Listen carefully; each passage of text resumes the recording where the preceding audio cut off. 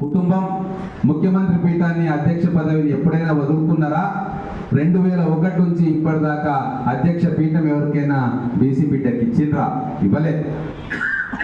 కానీ కాంగ్రెస్ పార్టీ ఎంతో మందికి ఇచ్చింది. డి శ్రీనివాస్ గారి నుంచి మొదలుకొని అంతకంటే ముందు చాలా మంది ఉండే. డి శ్రీనివాస్ గారు, కేశవరావు గారు, ఇప్పుడు మళ్ళీ మహేష్ కుమార్ గౌడ్ గారు, పొన్నాల లక్ష్మయ్య గారు, ఇట్లా పేర్లు చెప్పుకుంటూ పోతే అన్ని వర్గాల కులాల నాయకులకు రాజకీయ ప్రాతినిధ్యం కల్పించి వారి ద్వారా వారి గౌరవాన్ని, ఆ బిడ్డల గౌరవాన్ని, పార్టీ గౌరవాన్ని పెంచిన పార్టీ కాంగ్రెస్ పార్టీ. ఈరోజు ఆల్ ఇండియా కాంగ్రెస్ పార్టీ అధ్యక్షుడు దళితుడు, అపారమైన అనుభవం గల వ్యక్తి. వారికి రాహుల్ గాంధీ, ప్రియాంక గాంధీ, సోనియా గాంధీ గారి కంటే కూడా ఉన్నతమైన స్థానం ఇచ్చి వారి ఆదేశాల ప్రకారం పార్టీ నడిచేటట్టుగా నడుస్తాం.